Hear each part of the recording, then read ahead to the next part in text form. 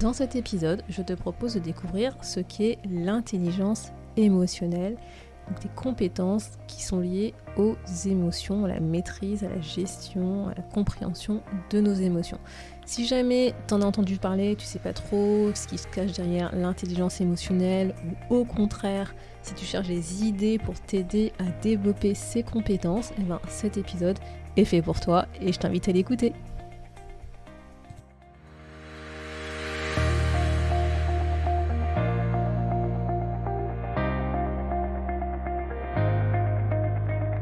Bonjour à tous et à toutes, vous êtes sur le podcast Le quart d'heure d'Inspire Action. Moi c'est Wefa, votre coach en transformation de vie. Chaque semaine, retrouvez dans ce podcast des outils pour développer votre self-awareness, des actions à réaliser pour démarrer votre transformation, ainsi que des témoignages de personnes comme vous et moi qui ont décidé de devenir l'architecte de leur vie. Alors, installez-vous tranquillement et prenez de quoi écrire. Hello la tribu et bienvenue dans l'épisode 70 du podcast. Donc aujourd'hui, nous continuons notre découverte des émotions. Donc j'espère que tu as apprécié l'épisode précédent où j'avais fait un focus sur la peur. Je compte faire un focus sur les autres émotions de base parce que l'idée, l'objectif, c'est vraiment de te présenter ces 4 émotions pour que tu puisses mieux les comprendre, les appréhender et interpréter le message que ces émotions souhaitent te dire. Donc aujourd'hui, dans l'épisode 70, je vais te parler de l'intelligence émotionnelle. Tu as sûrement dû déjà entendre parler de cette compétence et donc là, en fait, l'objectif, c'est que je vais te présenter qu'est-ce que c'est que l'intelligence émotionnelle, en quoi ça se décline avec ces 5 compétences pour que tu puisses, toi, éventuellement t'auto-évaluer et mieux définir sur quelles sont les compétences que tu as envie de développer aujourd'hui par rapport aux émotions. Alors, pour pas te faire un épisode à rallonge, ce que je vais faire dans cet épisode en particulier, c'est me focaliser sur les 2 premières compétences de l'intelligence émotionnelle où j'irai vraiment plus en détail. Et la semaine prochaine, on verra plus en détail les 3 autres compétences de l'intelligence émotionnelle. Donc, avant de commencer, de quoi on parle ?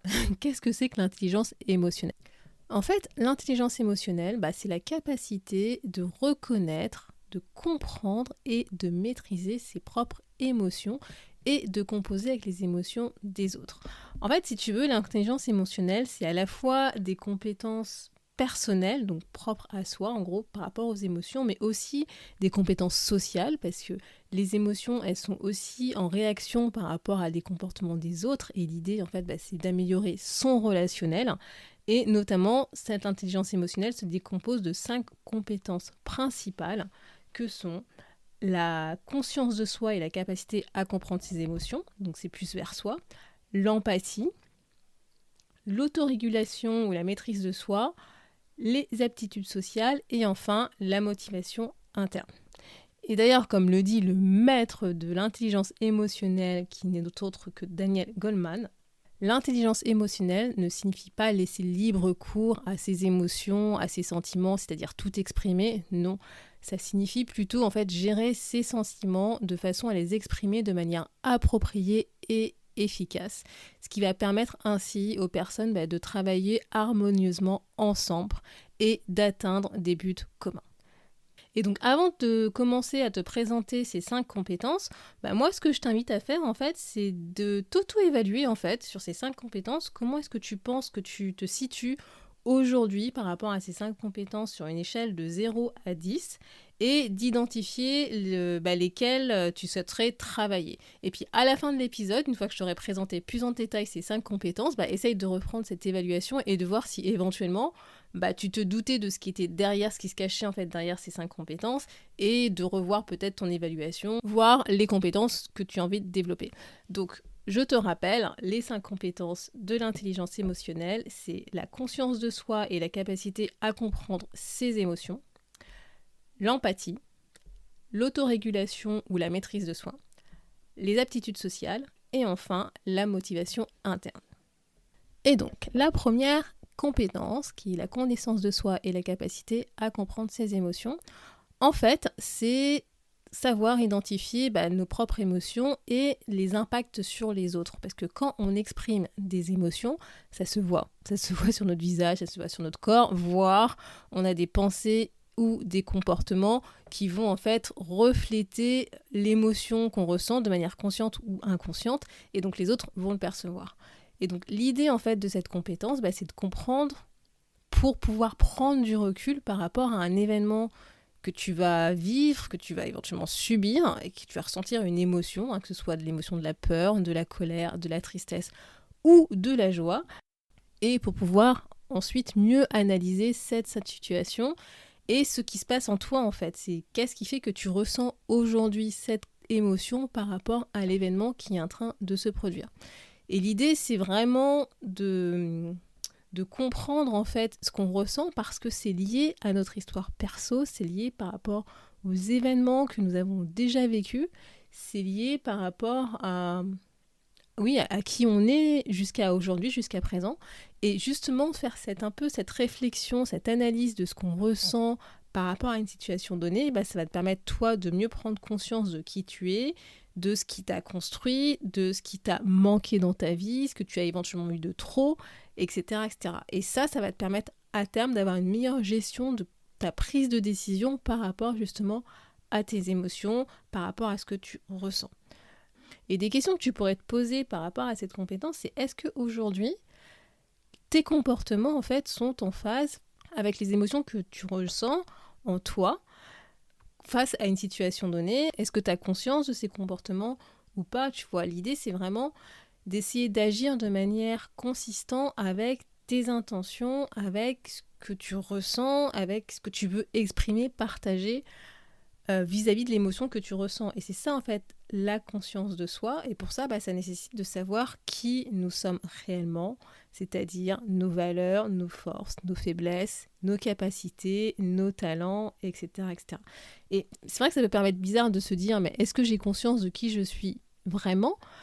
Mais est-ce que vraiment tu as conscience de qui tu es? Est-ce que tu t'acceptes tel que tu es aujourd'hui réellement? Et là, moi, je te fais référence à tous les épisodes que j'avais fait justement sur la confiance, l'estime, l'acceptation de soi. C'est est-ce que tu t'acceptes tel que tu es aujourd'hui entièrement, tant tes faiblesses que tes forces, tant que ce que tu penses, que tu ne penses pas, tes valeurs, etc. Et je passe beaucoup de temps en fait sur cette compétence parce que je pense qu'elle est vraiment essentielle d'avoir conscience de qui on est, de ce qu'on ressent, pourquoi est-ce qu'on le ressent, etc. Parce que ça permet en fait de développer une meilleure connaissance de soi tout simplement. Ça fait partie pour moi en tout cas de cette brique qui est de développer une meilleure connaissance de soi, pas que sur la partie valeur, force, faiblesse, talent, mais il y a aussi cette partie émotionnelle qui joue un rôle extrêmement important dans notre vie. Et donc voilà, je te le dis et je te repose la question, c'est est-ce que tu as conscience de ce que tu ressens face à certaines situations et pourquoi est-ce que tu ressens ce que tu ressens?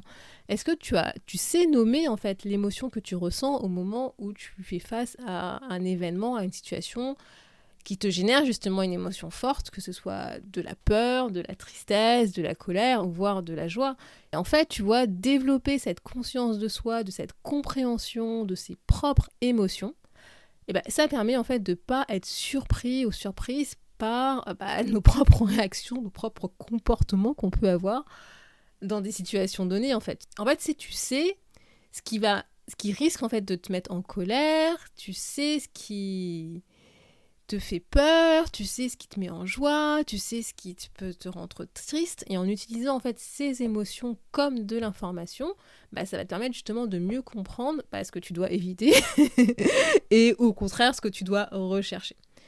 Et l'idée en fait pour pouvoir mieux t'évaluer sur cette compétence, c'est peut-être, demander des feedbacks de la part de ta famille, de tes amis, de tes collègues, de tes pairs, sur tes forces, tes faiblesses. Est-ce qu'éventuellement tu as certaines émotions que tu exprimes plus que d'autres?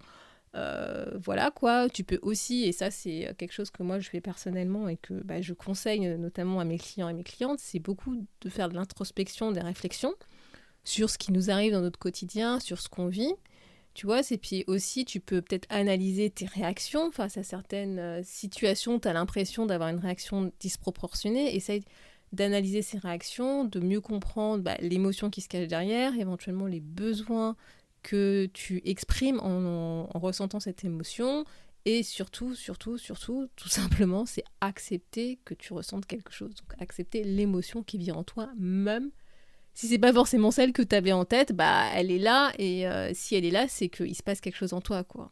Et donc, la deuxième compétence qui est liée à l'intelligence émotionnelle, c'est l'empathie. C'est comprendre les émotions des autres et prendre en compte leurs besoins et leurs ressentis.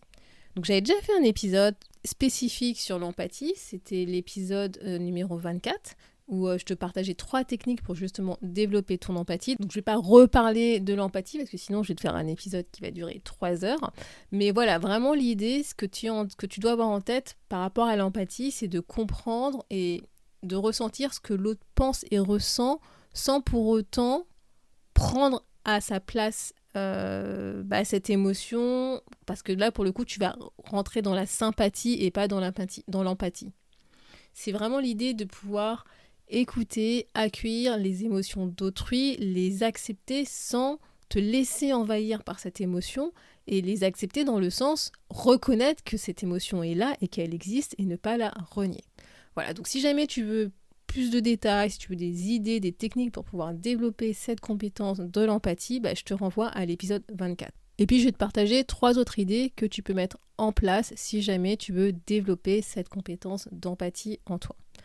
Par exemple, quand quelqu'un te parle, réfléchis à quelle émotion se cache derrière ces mots. En fait, qu'est-ce que la personne ressent au moment où elle te partage une anecdote, une situation où tu as l'impression qu'il se passe quelque chose en elle, en fait. C'est, à ton avis, quel est le besoin que cette personne exprime inconsciemment en te partageant justement cette émotion, cette situation, cet événement avec toi.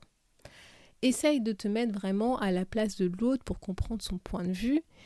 Qu'est-ce qui fait que qu'elle ressent ce qu'elle ressent. Et ça, par contre, tu vois, cet exercice, il n'est pas forcément évident quand tu es en conflit avec quelqu'un, parce que forcément, tu es avec tes propres émotions, et l'autre est avec ses propres émotions.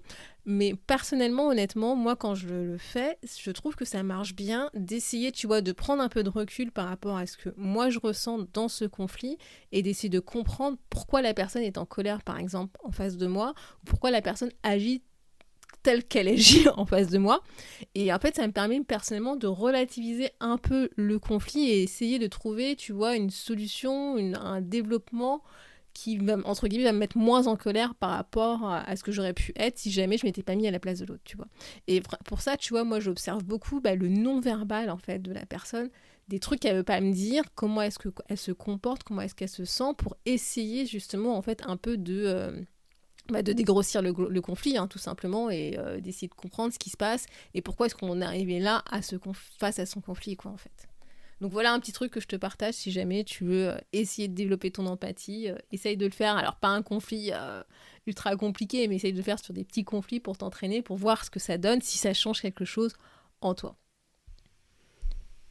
Et donc voilà, c'est la fin de ce premier épisode sur l'intelligence émotionnelle. Parce que quand je commençais à tourner cet épisode, je me suis rendu compte, mon Dieu, je vais te faire un épisode d'1 heure si jamais je vais dans le détail des 5 compétences de l'intelligence émotionnelle dans un seul épisode. Et puis je pense aussi que ça doit te faire beaucoup d'informations tout d'un coup. Donc c'est mieux, tu vois, vraiment de l'écouter petit à petit et de faire des petits pas chaque semaine. Donc je te laisse la semaine pour digérer tout ce que je t'ai partagé sur les 2 premières compétences de l'intelligence émotionnelle que sont la connaissance de soi et l'empathie. Et sur ce, je te retrouve la semaine prochaine pour la suite, pour découvrir les 3 autres compétences de l'intelligence émotionnelle. Merci d'avoir écouté le podcast Le quart d'heure d'Inspire Action. Et surtout, n'oublie pas, ce podcast est fait pour toi, pour t'inspirer à passer à l'action maintenant pour changer ta vie.